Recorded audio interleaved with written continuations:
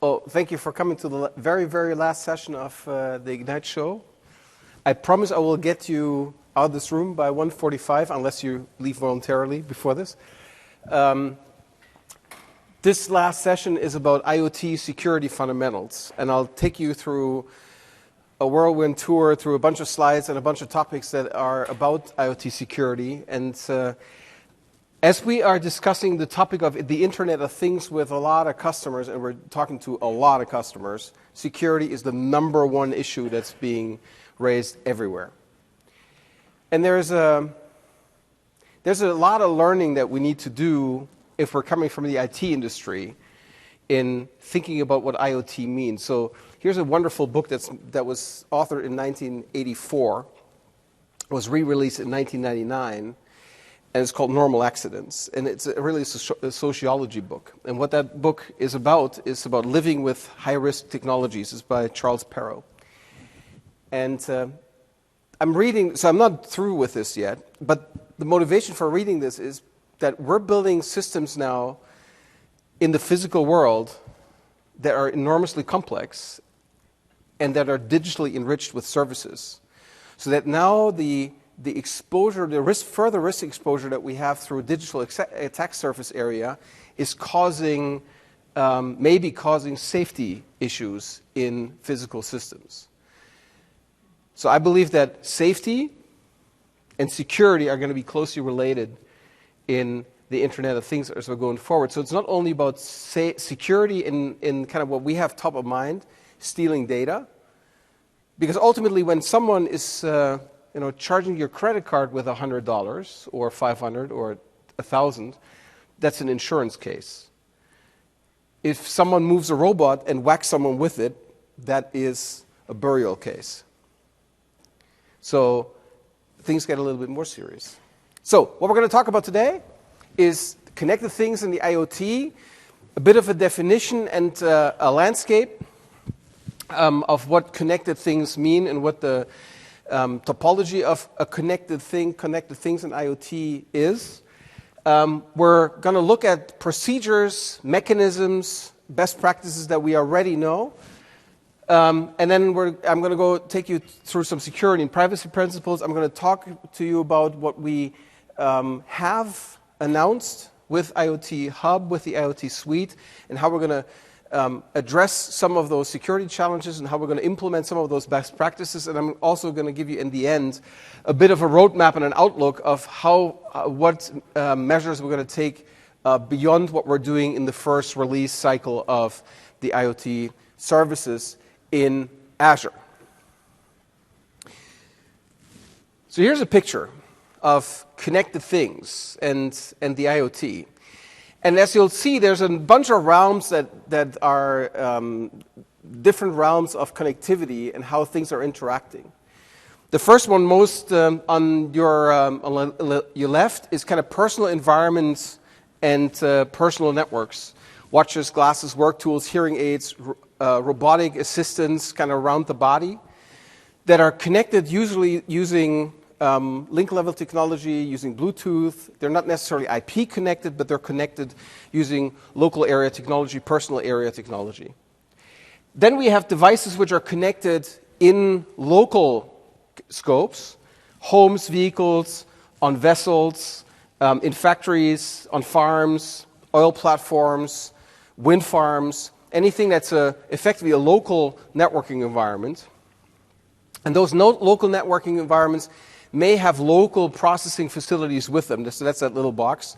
So there may be a local portal, there may be a local set of APIs, there may be local logic, local storage, so all those things which are happening on site, a factory network with a local factory data processing system or a control system.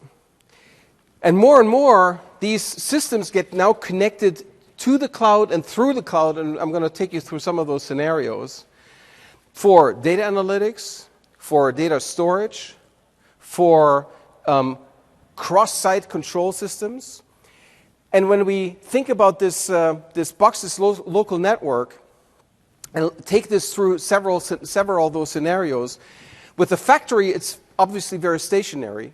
But when we talk about a vessel, let that be a military ship, let that be a container freighter, let that be a truck with a cooling system. Those are local environments that are networked today, which are moving around the world.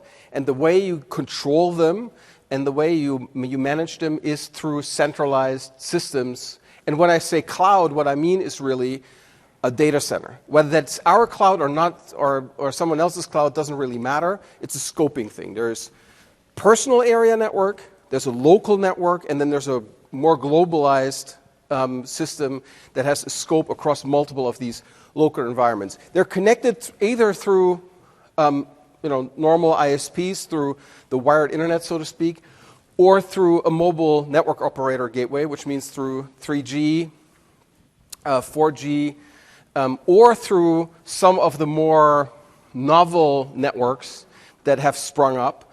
There's a lot of stuff happening kind of in radio technologies these days, leveraging old, new bands for digital services. The ISM band is getting more and more usage. There are companies around the world which are competing for this. There being metropolitan networks being built on 802.15.4, which you may know from Zigbee. So the layer underneath this, that is being used to put IPv6 networks on top of this and basically parallel in competition to GSM networks. There are companies which are selling you ISM band-based data, license-free, to do long-range communication with very little bandwidth, but that's enough to do, for instance, connected cow, serious case. And then you have other things. So there's a lot of technologies, analog TV, white space. So a lot of technologies which are being used to bridge this last mile, and ultimately they're all kind of mobile network operator gateways.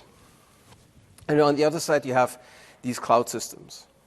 So this is kind of the story that we're talking about. And very often, it is the case that you have these devices which are sitting in these personal area networks, which somehow need to go and talk to other devices, which are in close local proximity, but they're far away on the network. So how do you make peace between those, and how do you make that communication secure? It's all very interesting questions. So that much as level setting for this. Let's take a look at the kind of infrastructure that's enabled with this, and that also underlines how important this is to make secure and also make safe. Because what we're doing today, arguably with IT, is all social, finance, running the business. But if you look at all these areas that I have here, city, fire protection, pollution control, flood control, medical emergency, buildings, climate control, air quality, energy, fuel distribution, nuclear waste, coal mining, health, patient tracking, vital monitoring, radiology equipment, mobility, traffic flow, traffic alerts, bus, tram, taxi, air traffic control. It's all safety related in one way or the other. And if you break those systems, then there's a problem. What we're doing now is we're creating this digital infrastructure for our world where all of those things exist, but we're going to want to make it more efficient with digital technology. But with that, we're extending the attack surface area for those systems, obviously, because since we want to make them internet attached and more interactive, we're buying some risk here. So, many IoT solutions control critical operations at the core of the industrial and civil infrastructure. Digital security will be increasingly interwoven with physical safety of life and equipment. That's a trend. Second, many IoT solutions will provide very deep and near real-time insight into industrial and business processes, as well as into homes and the immediate personal environment. Privacy matters. What we're doing with all the sensor technology is we're providing digital systems unprecedented access into our personal lives. And beyond that, and that's something that is a huge concern, but it's not publicized or not really looked at so much by the press, is the risk of trade secret. If you're running a factory and you're producing some kind of product. You're the factory operator. You're the product owner. Do you want everybody to know how many units of that product you make? Probably not. Especially not if your supply chain for the industrial machinery is helping all of your competitors as well. So there's a great concern around privacy at the corporate level, for trade secret. That is a great concern, just as much as it is for personal privacy. And that's actually something that's holding the industrial revolution, the fourth industrial revolution, as we in Germany say, Industrie 4.0 or 4.0. And here in the US, rest of the world, we're speaking of the industrial internet. That is something that actually holds that back because operators are concerned about their privacy. So what do we already know? What we already know is that IT engineers, if they're following best practices, know how to make digital things secure. So there's a secure development lifecycle. I'll talk about that in a moment. There's secure networking technologies. We know how to identify threats and mitigate them.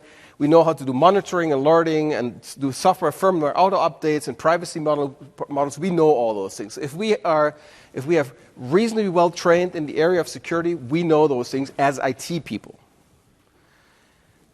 The OT folks, the operational technology folks, the people who make machines, they have focused so far, as I will elaborate on safety over everything else. For them, safety is the overarching concern and security is an element of that in very many cases, or in most cases.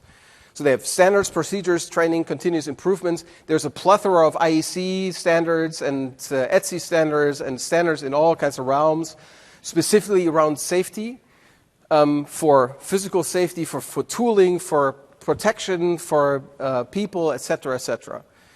So they know how to do those things. Now what we need to do is we need to make the OT and the IT folks work together to build safe and secure systems.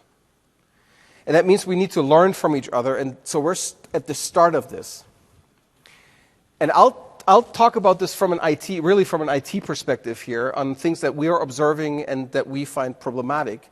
And what we're trying to do is kind of learn together with the OT folks from the other side of the fence and come together and build really a safety-oriented model. So, as I'm from the cloud environment, I'm in Microsoft Azure, and there I'm the lead architect for the IoT services and also for messaging, so for Service Bus. We have a lot of principles and a lot of things that we're doing already. So we have a secure development lifecycle that I'll talk about. We have a number of principles in how we help you protect your assets. And then there's also detection that we do in the data center already around, first of all, we have audits and certification for our base infrastructure, so we are being audited by other parties. We're doing life-site penetration testing. We have centralized logging and monitoring that we're evaluating at all times. We have fraud and abuse detection that we see when someone puts malicious payloads in our system and starts a denial of service attack out of our data center. We stop it. If we see that we're being attacked by denial of service attacks or other kind of patterned attacks that we can detect on customer assets, we stop them. We have a digital crimes unit, which is actually helping, stopping botnets, stopping all those kinds of threats, which may be leveraging the cloud. So we help in that way, but also we're setting up honeypots to go and get them and work with law enforcement agencies to make that stop. So there's a lot of stuff that we already do kind of at the data center level for basic security to create a secure environment. The key to, and this is kind of the baseline for effectively everything that we do at Microsoft, is the secure development lifecycle. And that's something that we can only encourage everybody who's making devices now in the IoT, who's building digitally enhanced systems of any form, to go and adopt that secure development lifecycle. That secure development lifecycle that we have was born out of great pain, which a lot of you will know. The great pain was Windows XP before Service Pack 2. It's not that we didn't have security, right? The NT kernel was actually pretty secure from the start. From the start, at least, there was the aspiration to make it super secure. But then the rest of us, which was sitting on it, and a lot of the applications were only somewhat secure, and there were a lot of gaps between things. And that is because we didn't have a common approach. So the Windows XP SP2 reset caused us to follow a common set of principles, and that is the secure development lifecycle. It starts with educating everybody about the same principles. So there's everybody who is involved in developing software, anybody who's touching any code at Microsoft has this mandatory security training every year that we all have to go through. So that's a foundation. Everybody needs to know about security, needs to have a baseline understanding of it. Then for every product that you build, you establish the security requirements that you have. You create the quality gates and the bug bars, and you make a risk assessment for what that means on privacy, so you start planning for it. You design, you establish analyze the attack surface, you do threat modeling, which threats are there and which threats do we mitigate, and sometimes you choose not to mitigate some threats because that might be too expensive. Or the threat is so outlandish that it doesn't seem like something you got to go and address. Then you go and implement, and you, for instance, only use approved tools. One thing that just came around today that I saw was yet another case of a build-your-own crypto, where some critical infrastructure pieces were found to be horribly, in smart grid, were found to be horribly insecure because a standardization committee decided to do its own hash algorithm, which you don't do. We have a list of approved algorithms inside of Microsoft, and these are the only ones we can use. And if we need to use something else, we have to go and get an exception for them. We cannot use any of the approved crypto algorithms for non-crypto purposes. So if I want to go and build a hash table that just used for lookups, I can't use a SHA algorithm. Because if that gets compromised, then that needs to get out of the product, and then all of a sudden now my hash table doesn't work anymore because I can't, if I have to yank it, I have to yank it everywhere. So there's a standardized set of principles. Everybody can go and write their own software, but there's a set of core principles that the entire company follows. You deprecate unsafe functions, which means you never use them anymore. And then you effectively go into fuzz testing as you verify, and then you release. And as you release, you're effectively figuring out what is your incident response plan. What are you going to do when stuff breaks? Now, this looks very waterfall, right? So people will say, oh my God, what am I going to do with Agile? Turns out, that is waterfall. Security is something you have to do as a planned exercise, kind of alongside all of your wonderful Agile thing. And we are actually doing pretty well in being very Agile, right, and making short loops, but also running this process kind of alongside of it. And that's fine, and it works. Because you can do this process in very tight loops, in short increments. That's all published for free at Microsoft.com/SDL, including the tools, longer write-ups, and you can also go to our colleagues from consulting services and get help with our cybersecurity experts, and there's a lot of companies which can also help you with that process. So the security development lifecycle is how we do software at Microsoft, and we recommend that everybody takes a good look at this process because it's working.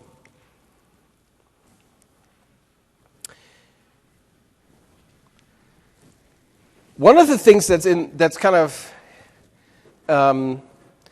helped by this is defense in depth. We believe in trying to, address the threats in all layers of the system. So that starts and I'm now talking about the cloud story here, in the cloud, field gateways, and devices. Cloud, data center, field gateways are the bridges to various devices which are environments, devices themselves. And it starts at the physical layer. So in devices, in the physical layer, you basically tie digital security down to the hardware. So one way to do this is through TPM technology, which means you're now burying crypto material into chips. Very simple principle. You make a chip where you can have a register where you can only write to, but you can never read out of it. And the only way to use that value is through a crypto box on the silicon, which means there's no way of how to get at that key. You can only run that key. You can only run effective functionality by that key. And that's the foundation for secure boot, for so secure firmware loader, secure bootloader, and then secure application load. That's a defense in depth strategy kind of at the operating system layer, and that's something that Windows 10 IoT Core implements, and that Windows 10 IoT Mobile and Windows 10 IoT Industrial also implement. That's the Windows story. On the cloud side, we have something that's similar, and that is we have principles of separation between physical and the virtual. So for instance, getting into one of our data centers and trying to steal a machine is not going to be a very healthy exercise. Even if you manage to get in and to get near one of those racks, you would not be able to tell what's on those machines, and I wouldn't be able to tell, because we have a very clear separation between the physical world and what's on them. And there's no bridge that anybody knows between those things and what lives where. So we separate those things out. And now, of course, we're doing BitLocker, and we're doing all the TPM-based technology to kind of anchor the security also in the system down here. So we're trying to defend kind of all those different layers, which is a great start. And as you'll see towards the end, not necessarily completely sufficient for the IoT story, but I'll get there. So we have a generally great foundation to make systems secure, to make the software secure that drives those systems. We have a bunch of procedures in place that if you start learning them, you already have a good start. And especially for people who are building software in the industrial space, just learning the secure development lifecycle will help a lot. Now, things get tricky when we look at the device spectrum. One of the things we're seeing is that, of course, we're not dealing with PCs anymore, right? We have these when we think about small devices in the IT space, we think about these things. This uncommon device. We think about them, but it's a $300 pocket computer. The devices we're talking about in IoT scenarios are much, much cheaper. So I'll take the second bullet here, right?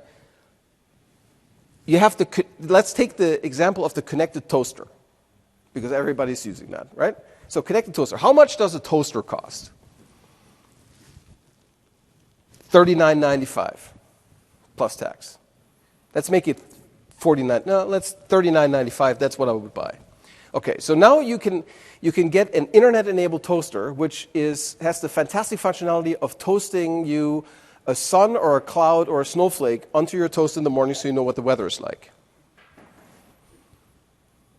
How much more can that cost? $44.95. I think that tops it out. I think that's the most you can go and do. So $5. $5, the dealer gets $2.50. Right? So you are left with $2.50. Now you need to go and manufacture the piece, et cetera, et cetera. That's $1.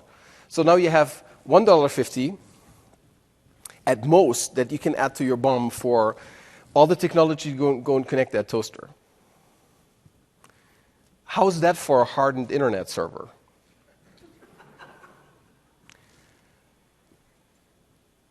Then there's other stuff. Like you have devices which could be made capable because they're within a reasonable price range, but which are hard to make work because they're energy constrained. Think about anything that runs on battery, or think of anything that runs on harvested energy, where it's not feasible to have battery sources because you can't charge those things. Where you need to go and harvest energy out of vibration, you need to harvest energy from control wires, which are not meant to actually power a device. Thermostats have that. So where you have very, very minimal energy budgets, and all of a sudden your ability to do more compute is constrained by how many milliwatts you can actually spend. So what we're seeing more and more in the IoT is these tiny, tiny little devices, microcontrollers, sometimes 50-cent worth microcontrollers, which are now starting to become part of the digital fabric. And of course, when you have a BOM that's so low, the quality of those things is also not very high. Stuff breaks. And a hacked controller may be indistinguishable from a broken controller or a broken sensor. So a lot of challenges in that area. Not everything is greenfield, obviously. That's a lot to read. Message here is, industrial automation has been around for the last 45, 50 years. Digital industrial automation. And factories don't get evacuated and completely rebuilt. It's a gradual process. So you will deal with a lot of legacy over time. And that's the same if you think about this in your home, right? How do you buy things? Do you throw everything away and then go to the electronics dealer and go and buy everything? No. You buy a thing here, you buy a thing here, and then sometimes you go and upgrade your wireless router because there's a new technology out and it's worth it. And then you buy another thing here and you buy another thing there. But that's how we do the upgrade process. Nothing is really greenfield. Greenfield is the pure exception. So if we wanted to go and build perfect systems, the existing stuff needs to be integrated, needs to be made perfect too, and that's kind of a challenge. What gets in the way, specifically in the industrial space, but we're seeing this in other areas too, is what I would call a legacy network design attitude. And that is that the network design or the network security story mimics the physical security story. So you have a building, a factory building. The factory building has a number of walls. And the network design, the network security design, tracks the perimeter of those walls. So you can't get into that network from the outside because it's isolated. Once you're in that network, you can talk to everybody. There's doors in those networks that you can walk through, and those doors are secured. Once you're through that door, you can get in. We see that a lot, where effectively there's a lot of work being done to make sure that the perimeters is secured, that all the devices are kind of on a trusted network. There's a lot of work being done with certificates and blah, blah, blah. And it all pops up just to layer 2 of the network. And then once you are in the network, once you can go and route IP packets, then everything is happy, everybody can talk to everybody. It gets worse. In industrial automation, you can buy little black boxes of magic. Little VPN bridges. And there is no S in VPN, as I will illustrate. So what you can buy, and you can get them from numerous vendors. There must be over 50 vendors who sell them, and those things are expensive. So they sell you a VPN bridge. Sometimes you can get the VM bridge with a so-called hardware certificate. The hardware certificate is a certificate you can install in the hardware, and therefore it's a hardware certificate. That's actually being said on the website. Of course, that's nonsense. But that's how they sell it, because the hardware certificate is hard and therefore must be more secure than the soft one. And so you get these little magic devices, and then those little magic devices allow you to go and have a remote service technician who sits on the service station in his network go and access a PLC which sits in a factory network. Very, very common practice. This is how it's done in industrial automation, basically. What does that do? Let's take a look at this from a threat modeling perspective. This is the threat model for that setup. So you have a service desk, you have a machine control logic in a PLC, and we're going through these network bridges. So the operator has a relationship with the service desk. Right? The operator can be spoofed, or can repudiate himself that he didn't do something. So he needs to be authenticated against the system. As we're talking to the service desk, there could be tampering and information disclosure and denial of service happening against that service system on that path. So we got to go and deal with that. On the service disk, we can have spoofing, tampering, repudiation, information disclosure, denial of service, elevation of privilege, all those things. And then on the path to the machine and back from the machine, we could have tampering, information disclosure, and denial of service. So you see those things going on. So that's a little analysis. This is how a threat model looks for those things. So what does the VPN solution, these little two boxes, actually solve? Nothing. Well, it solves that you cannot look into the communication between the two. What VPN is, it's a network wire between two places. And it's being shielded, like a good network wire should be, and it's being shielded, in this case, it's virtual with cryptography.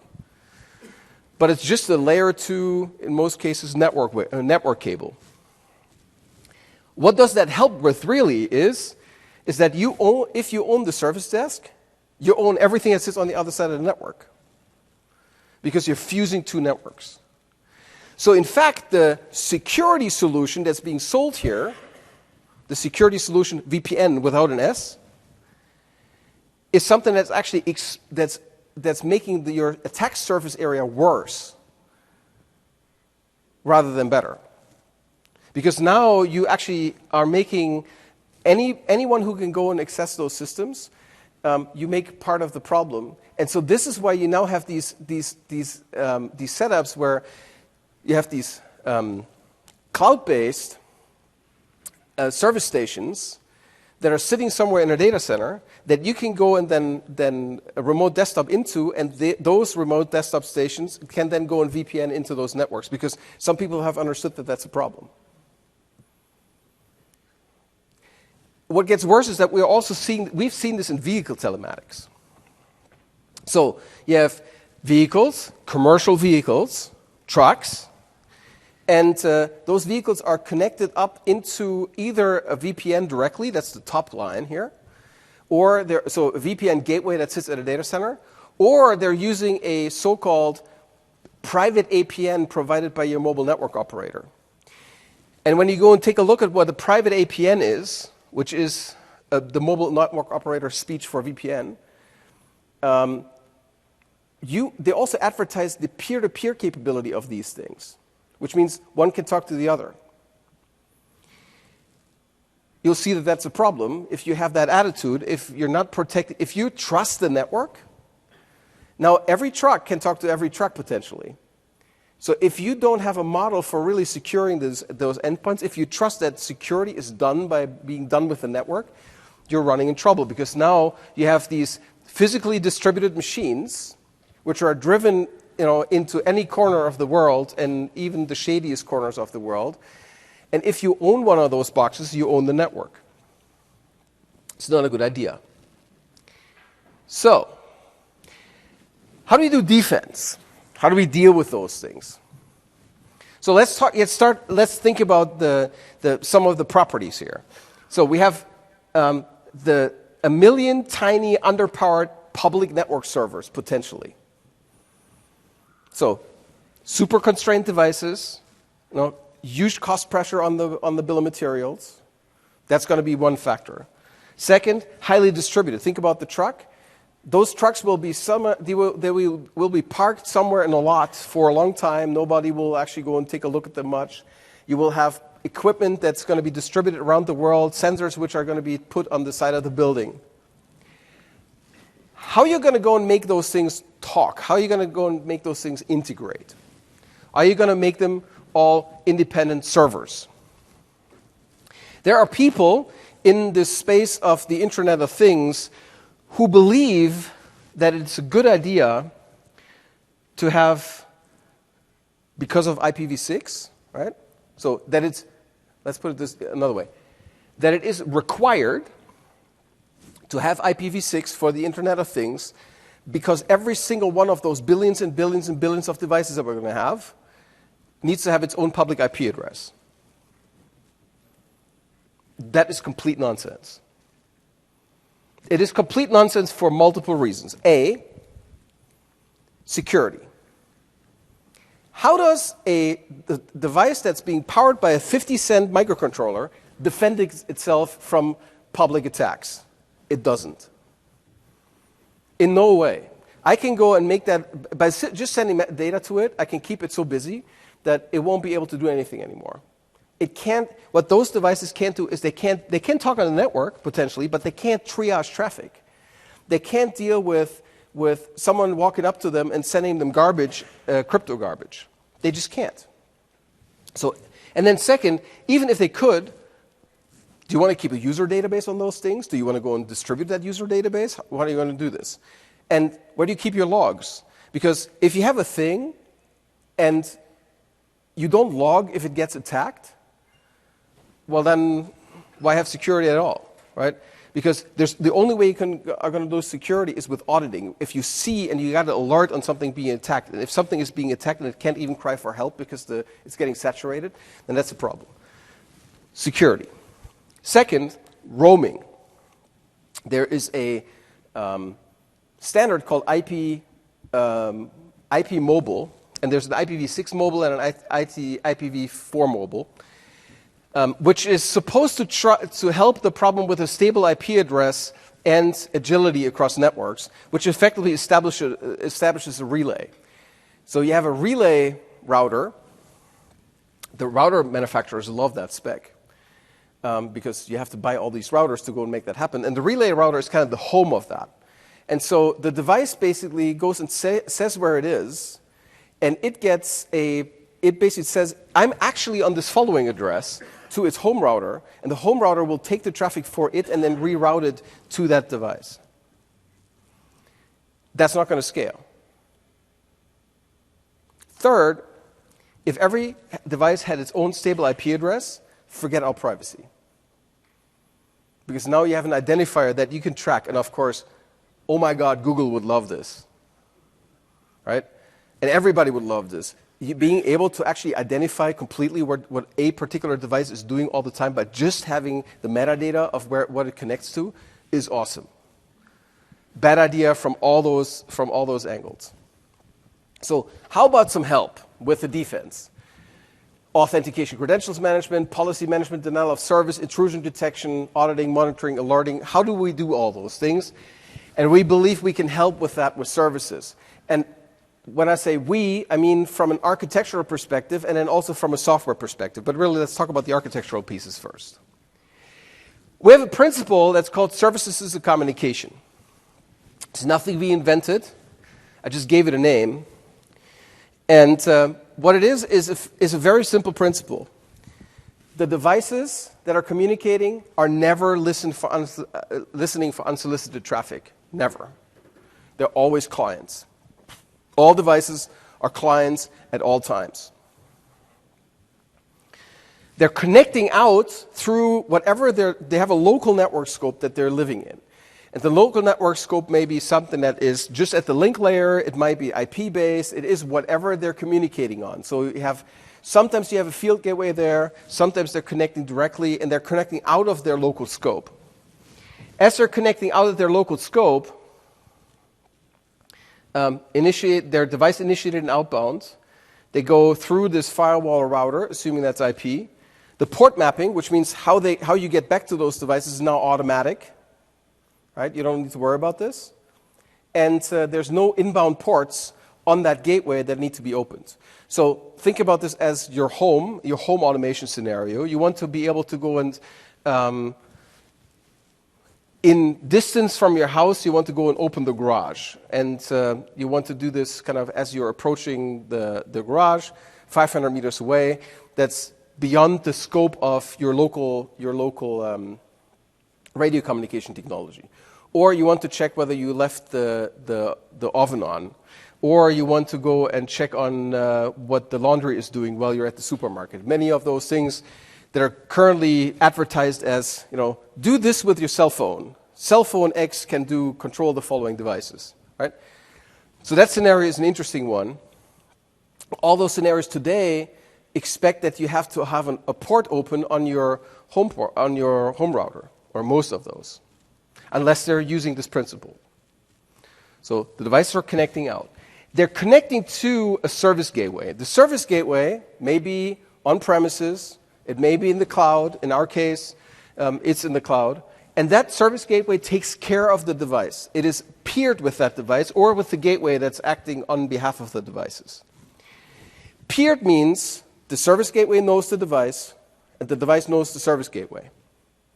There's no third party involved. There's strong peering between those two parties, which actually simplifies the security story quite a bit. We can now ditch the whole third party certification story with certificates.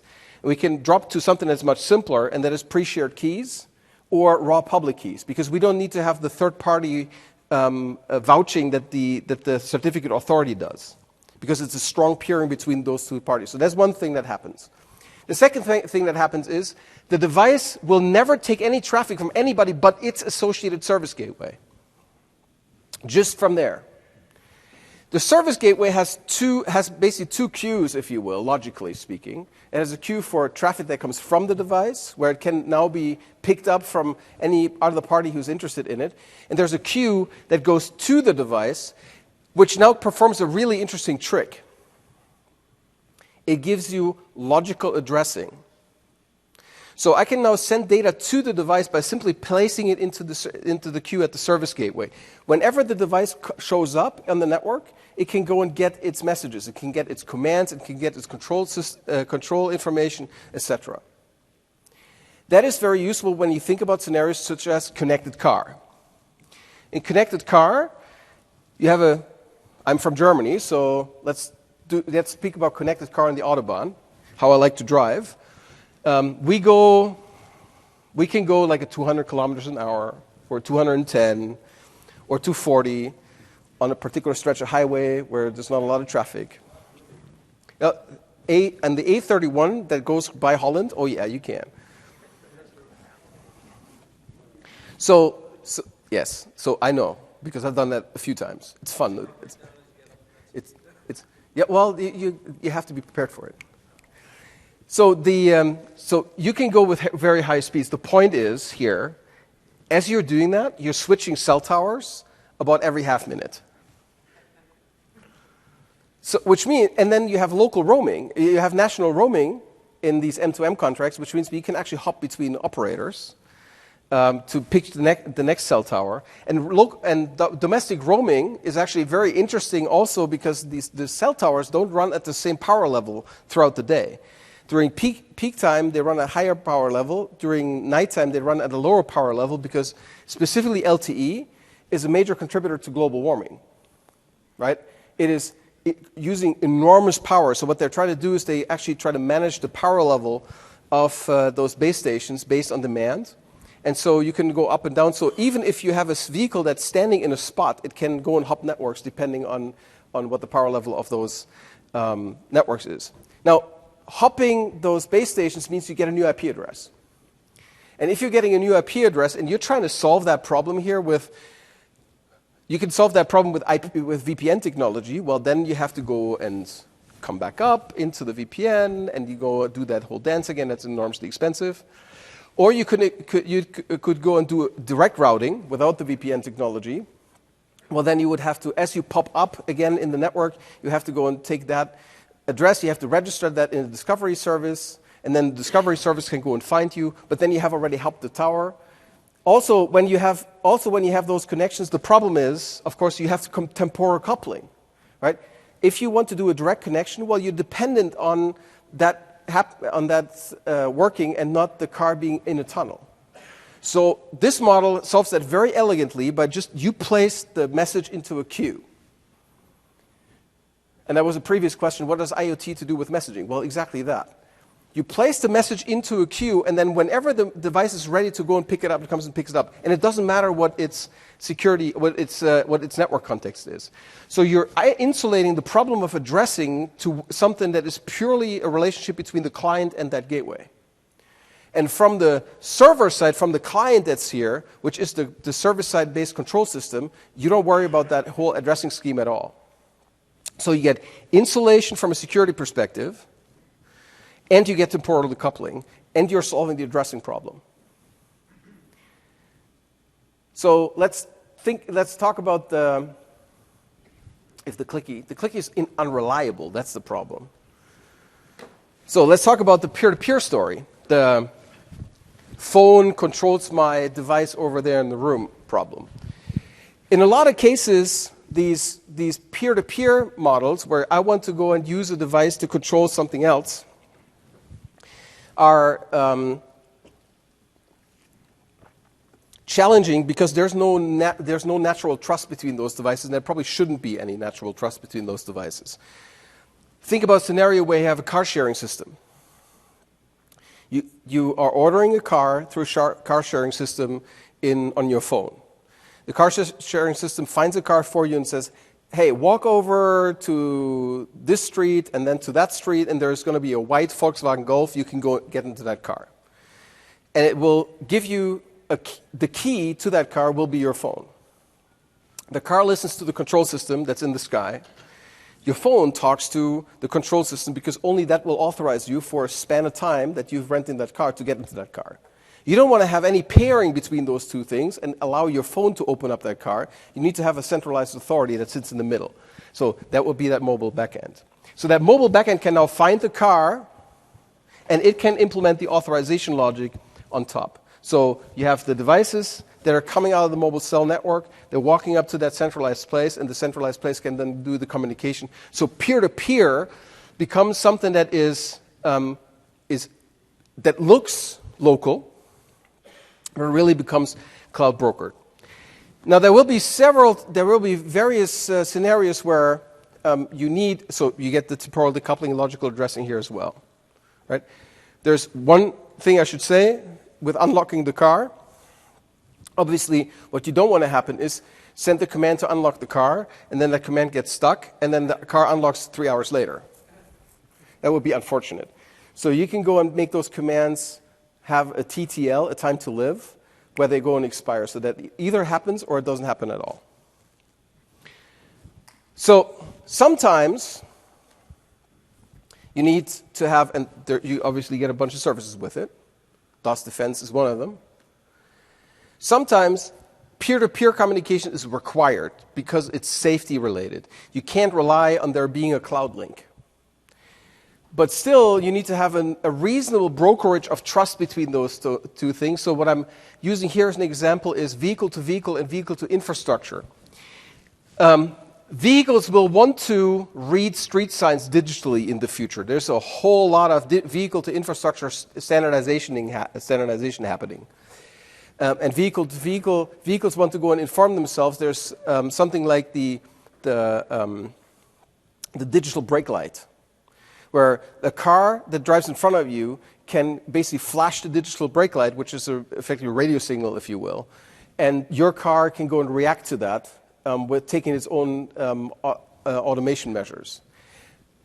Now, the problem with that is the current standards are they're building on established stuff that we have in IT, like off-the-shelf technology we have in IT, which means they're PKI-based. So the current standards for V2V and V2I are doing PKI-based systems, 200 million, 400 million vehicles, which are all going to be having certificates from the same PKI-based system. You know how much of a good idea that is? Because vehicles break, equipment breaks, stuff breaks all the time. Vehicles get stolen, vehicles get manipulated. The way how you do security in those systems, how you take them out of the system, is through certificate revocation lists. You know how long those things get? It's impossible. You can't do that. So we can't. The certificate path is not a good one. So we'll need to have a way to do this. And there's a notion of in the previous picture I had a notion of a device registry, a device identity management piece, right, that facilitates the pairing of the devices with its gateway.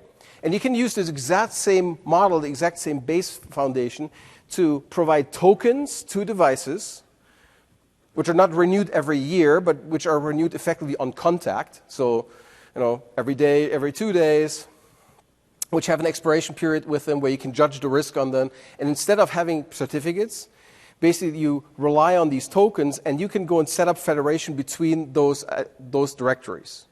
Exactly what we do with OAuth. right? And the application you're issuing those tokens for is really the vehicle-to-vehicle infrastructure.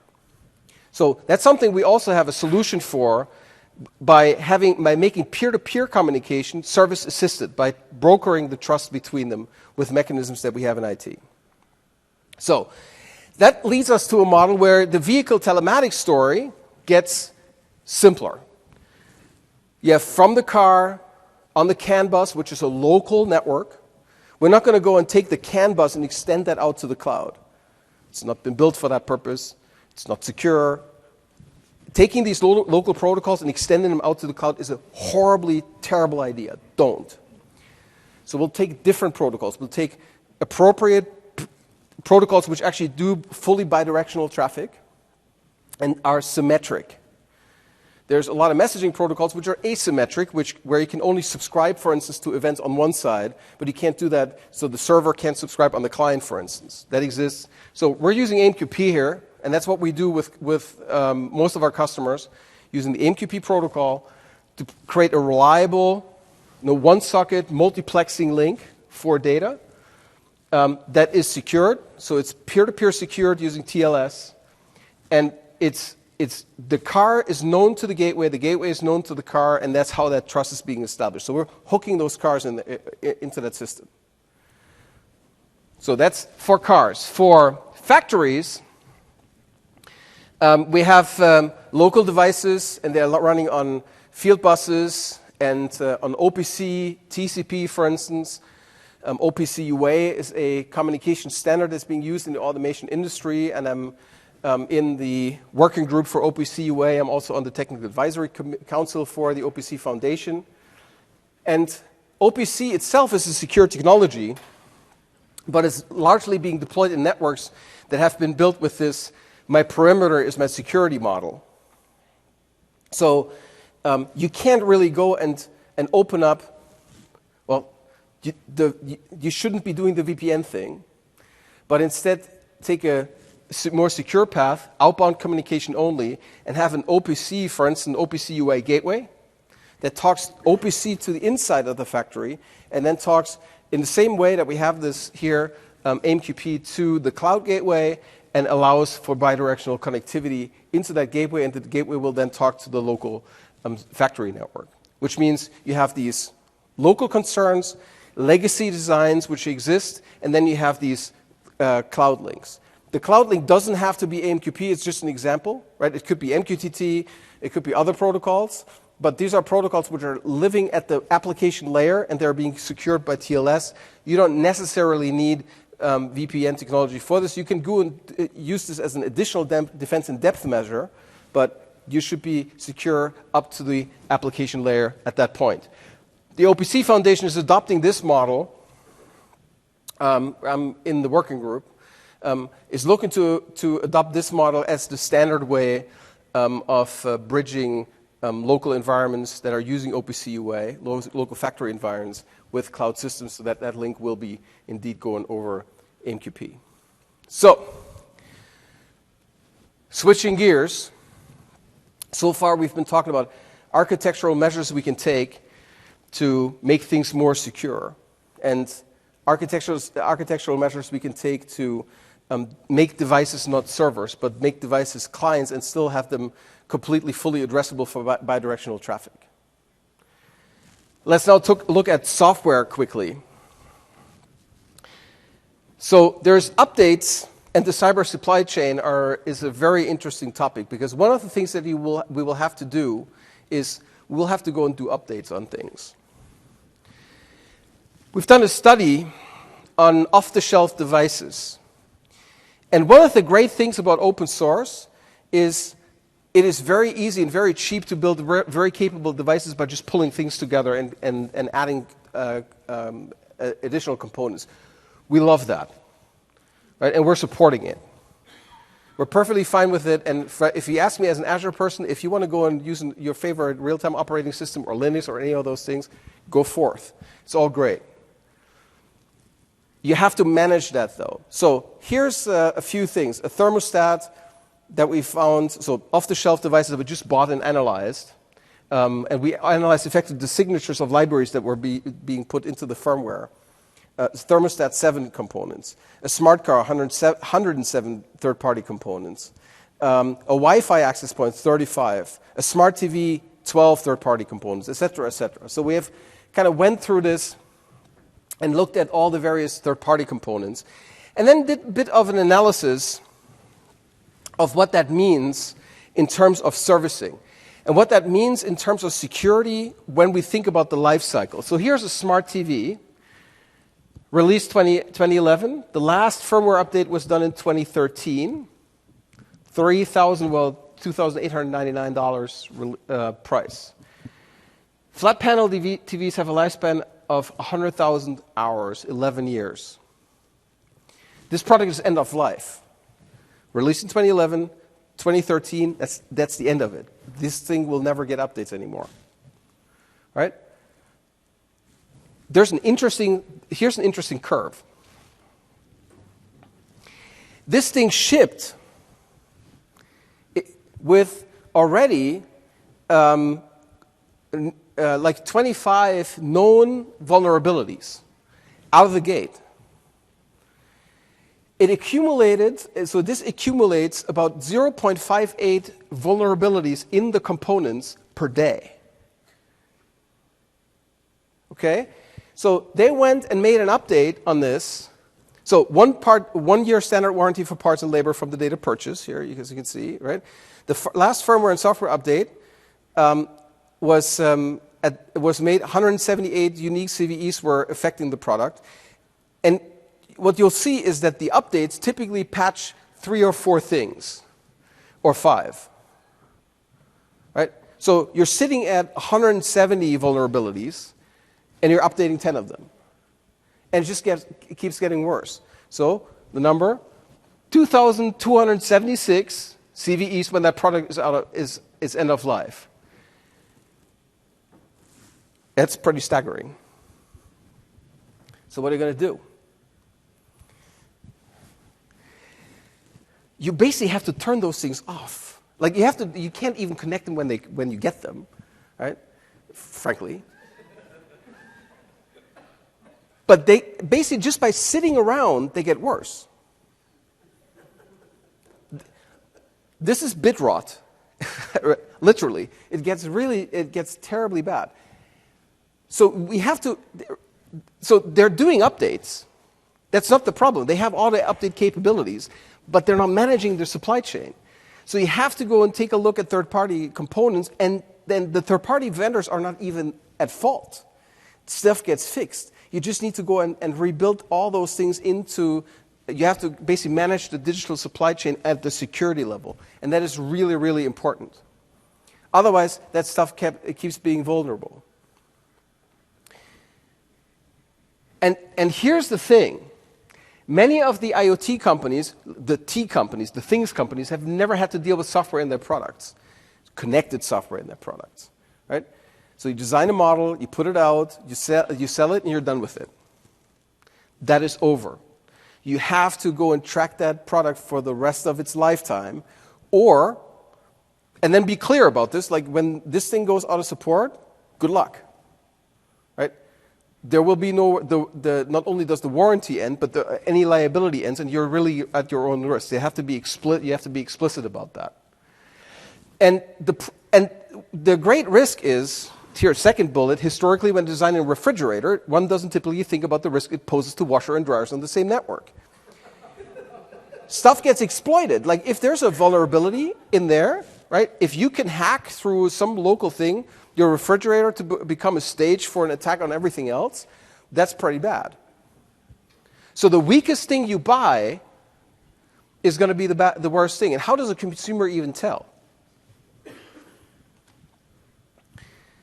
So you will not have a choice. And I believe there will be, I actually frankly believe there will be regulation. You have to implement the secure development cycle. You have to be principled about what you put into those devices, and you have to track the full supply chain. There's no way around this, and the study is actually much richer. Someone made a really good point with the wireless access points. The wireless access points, by the way, don't look much better than this. So having a port open into your network, that's bad.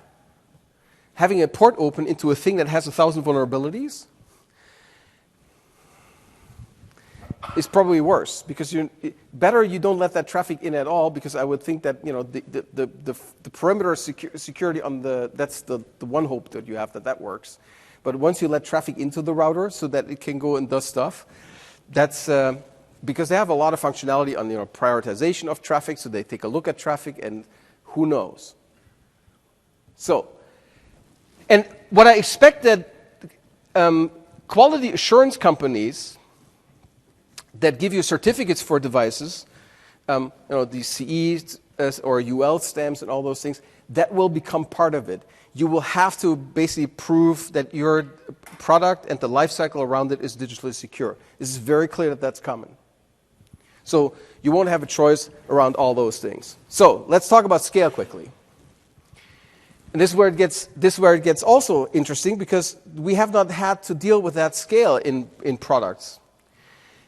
When we think about connected car, we can think about a connected car as one thing, or we can think about it as a fleet. Let's think about Toyota or Volkswagen or GM or Ford, that dimension. They're putting 10 million cars on the street every year. Those are companies whose biggest systems today that they have are dealing with several 100,000 identities. A large Active Directory implementation is several 100,000 identities. Now you're talking about magnitudes, multiple magnitudes more of those added per year into a system that you need to go and manage. That's a big deal, because every single one of those cars needs to have its own identities. And then there's drivers associated with that.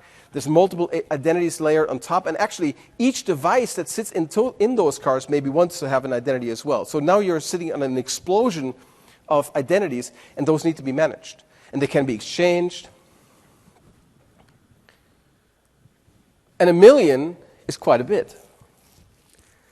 Most of us had to do so far in enterprise systems kind of with the category in the middle, like tens of thousands of things, of devices, but not millions of devices. So we're quickly moving into the realm of super high-end, high-scale systems as we see them in highest-end web-scale systems, consumer web systems, where those companies, right, usually well-equipped with money, even if it's other people's money, are building these high-scale systems. And now you have these consumer product manufacturers who are being put from being not even a software company to having the need to build these super high-end high-scale systems came from nothing. So and that's the thing where we believe we can go and help. And that's why we're building Azure IoT Hub. Azure IoT Hub is an infrastructure that's effectively doing all the things that I just alluded to, that I talked about, the services, the communication, and also deals with the identity management as a product. IoT Hub is part of the IoT suite, so that's a broader offering from Azure. It's kind of the core piece, and you will only be able to get it in the context of the IoT suite. And it's a single thing you can go and instantiate in Azure as a capability, just like you can go and instantiate an Event Hub, and as you can instantiate a SQL database, you'll be able to create an Azure IoT Hub in the scope of the suite. And one of those things will be able to handle up to 10 million devices. It will be able to handle bidirectional traffic, so you can send messages to the devices, so you can get messages from the devices. We'll implement those over an asynchronous messaging paradigm. It's going to use either AMQP or HTTP or HTTP2. We're going to have a way to have a custom gateway that speaks any protocol you like. The custom protocol gateway that we're going to provide is going to implement MQTT 3.11 in the beginning, but you can go and add your own protocols, and that's going to be open source. And we're going to have agents on the client that are the first version of that is built in pure C, in C99. It's going to be available for various RTOS systems, free RTOS. We're going to have it for various Linux distributions, including Ubuntu Snappy. And we're obviously also going to have that on Windows. And what that client will do, it will enable the communication. It will also enable basic management capabilities, and will also enable basic edge compute capabilities as a common framework that you can run on kind of any device that you like. And that's also going to be open source and free.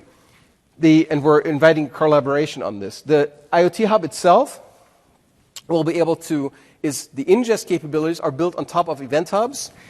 Event Hubs has the ability today to process up to 1 gigabyte per second in throughput from 1 million sources. You can get this today as a capability. We're doing with fully durable data, et cetera, we're doing nearly 500 billion messages each month through that infrastructure. It will also have an identity registry where you can go and manage these 10 million devices. And 10 million is currently a limit that we set for ourselves because that's a nice goal to achieve. It's not an architectural limitation. Where it is a bit of a limitation towards is for testing. So we believe that we can do test runs with 10 million virtualized devices. Then from there it gets a little bit dicier. And also we have some physical limits in terms of ingest that we can go and realize on the data center for a single cluster. That's also one of the constraints. So from a security perspective, first of all, you get these hyperscale identity registry for millions of devices per IoT hub, and it will be able to federate with Active Directory. So you can either manage the device identities in Active Directory if you like, or you can use the native capabilities of IoT Hub. And Active Directory is working hard to catch up effectively with our scale capabilities in that way, so that most of that work is going to be taken up by Active Directory and can also do the federation there. Next is IoT Hub is secure by principle. There's no insecure way to get into IoT Hub, which means an Arduino, like the normal little Arduino Uno, you will not be able to go and connect to IoT Hub because it's not secure. If you want to make a thing that's not secure, well, you're invited to write your own custom gateway that sits in front. You can go and do that. But by default, we will only allow TLS secured communication. Initially, it will be TLS X509 communication, so with normal certs. And then we're going to add, very shortly thereafter, support for TLS PSK, pre-shared keys, and also for raw public keys, which is a much, much lighter way of setting up that communication, shaves off about 5 to 6K of each communication handshake. Native protocol for this thing is going to be AMQP 1.0 with full WebSocket support, so you can do WebSockets through port 443 HTTPS tunneling client environments, and will also support HTTP 2 for IoT Hub. We're going to have the authentication is going to be happening at the channel level. So the devices show up and they authenticate themselves, and then they send messages through that authenticated channel.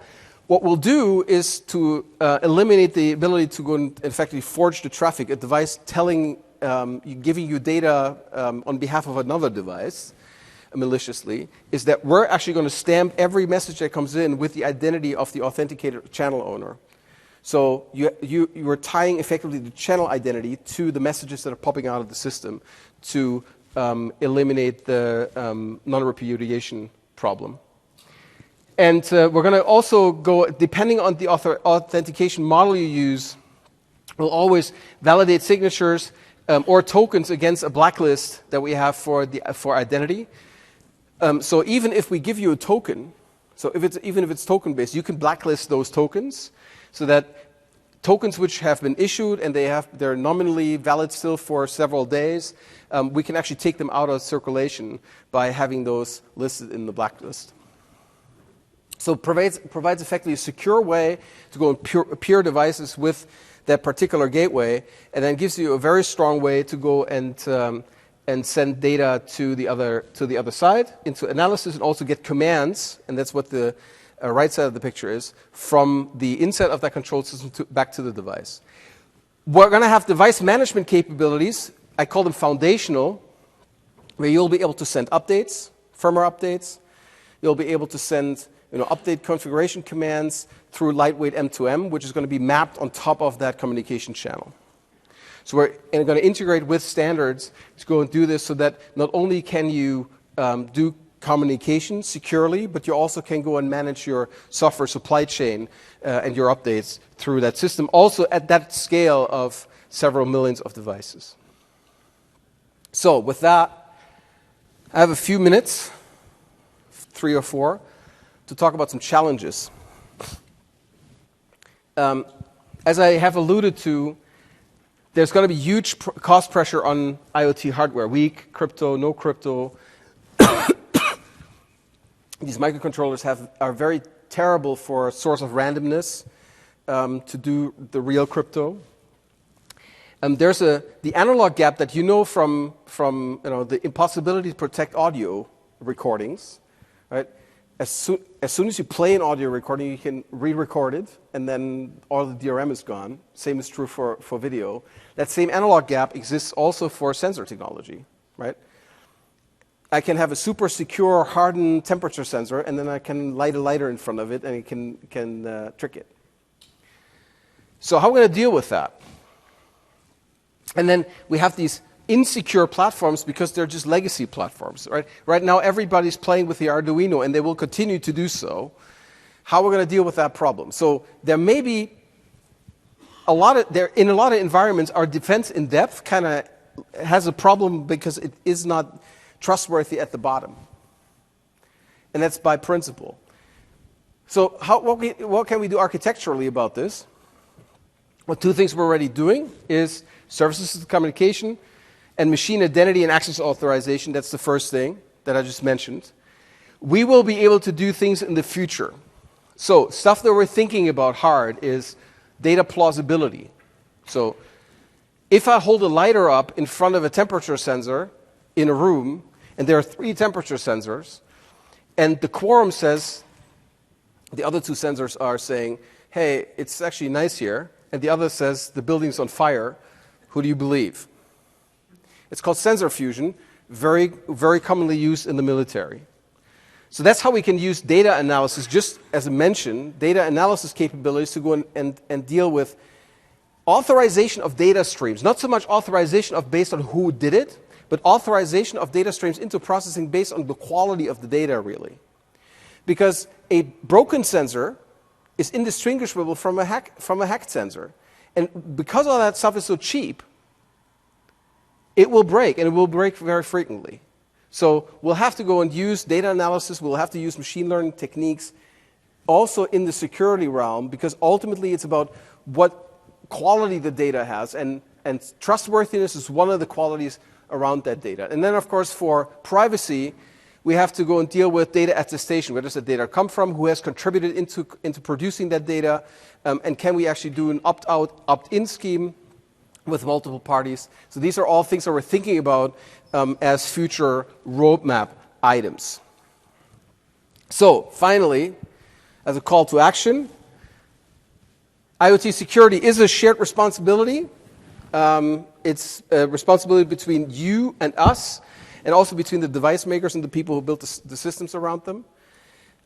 Everybody should implement the secure development cycle and review those documents that we have, and probably get help from us or from cybersecurity companies which are specializing in that. Leverage the security best practices, and then from what we do is we're providing you with the IoT Suite and the IoT Hub that realizes a lot of those principles already, including the client assets and the cloud assets. And then we have, as platform principles, we have, if you go to the Azure Trust Center, you find all the things that we're doing in terms of certifications to really make the platform trustworthy and secure. And one of the things that we do is we make sure that the data that you give us is your data. We don't look at it, and we have the certifications to prove it. That our procedures are ensuring that your data is yours and that we're doing everything we can to go and protect your data. Privacy is the most important thing we have. And what we're going to do in the future is also to take our internal privacy practices and make them public in a way that you can go and build your software development process also on those privacy principles. So in addition to having a secure development lifecycle, we're also going to have methods that help you with building a privacy-aware lifecycle. So we have then the Cloud Security for Enterprise Architects brochure, and a cloud architecture roadmap, aka AWS/cloud architecture. So a number of resources. You can get this deck, you can download the deck, and review those resources. And with that, I would like to thank you for coming to Microsoft Ignite this year. It was a pleasure for us to have you all here. Thank you very much for coming. And I hope even this last session was an interesting one for you. Have a good trip home.